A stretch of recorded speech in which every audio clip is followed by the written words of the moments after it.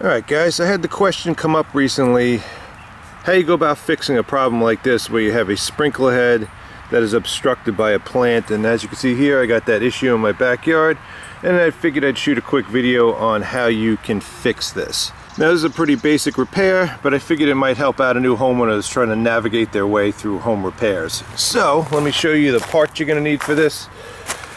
This should only take you a couple minutes to do, and the part should cost under $5. You're going to need a new riser. Sometimes these are called shrub sticks if you ask for them in the store. This one happens to be 24 inches long. You can get these in all different types of heights. You're going to need a 1/2 inch female coupler. Almost all of your residential spray head applications that are up on a riser like this are going to be 1/2 inch. If you happen to be trying to elevate a rotor head, you're going to need a 3/4 riser and a 3/4 coupler. Just on a side note, you could couple a whole bunch of these things together and get a custom height if you happen to need it. But for today, I think 24 inches is going to be perfect for what we need. You're also going to want a pair of pliers. These will come in handy if the sprinkler head is stuck on the top of the existing riser. Alright, so let's get started with the repair. Alright, so first thing we got to do here, we got to remove the sprinkler off the riser. As I stated earlier, if this is stuck on here, you can go ahead and take your pliers and just loosen it up. Just make sure you hold the riser in place when you're doing this, because you don't want to loosen this off the pipe fitting in the ground. And if that comes off, we're gonna have to excavate around this, we're gonna have to pull the dirt away. It's just not something you want to get involved in for something this easy. Okay, so just unscrew the head counterclockwise. It'll come off. While you have it off, what you want to do is inspect the screen on here. This is what prevents dirt and debris from getting into the nozzle. Sometimes you'll notice little bits of grass and pieces of rock and whatnot and dirt stuck on this. You can just take this and hose it off and clean it. Ours happens to look pretty good, so we don't need to do that today. You're going to go ahead and take your coupler now and just hand tighten that clockwise onto the existing riser. You do not need to use pliers on this. You don't need Teflon tape or pipe dope.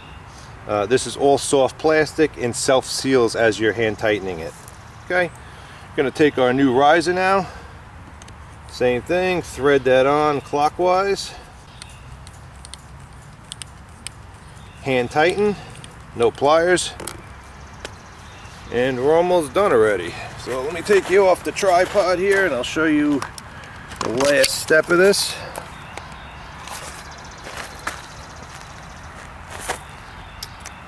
And we're just going to thread the sprinkler head back onto the new riser now. Alright, and that's it. And it took us like a minute to do. And we got plenty of height now over the top of this plant, which is good. And the water will get distributed nicely. So let's go put the zone on. We'll adjust the head if needed, and we'll be done. Alright guys, the nice thing about just having these things hand tightened is that if you need to make adjustments now when it's on, you can just get over here and rotate the entire riser around and get the spray in the pattern that you need. And as you can see, it's doing a pretty good job now of covering everything in this area. The reason why I went with a 24-inch riser is because I got these vegetable plants here. These are obviously going to grow a lot higher than they are now. And I'll be set up now for the rest of the summer where I don't need to touch this or mess around with it again. So over here, I actually had the same problem. I went ahead and raised this one up as well. And we're getting good coverage in this area also. So that pretty much wraps it up. Again, a pretty basic repair, but maybe it'll help someone out. Got a few other lawn sprinkler irrigation videos on my channel. If you want to check them out, I'll put some links on the screen and in the description. If you found this video helpful, appreciate it if you hit the like button. Got any questions or comments, post them down below. Check out the rest of my channel. Maybe you want to subscribe.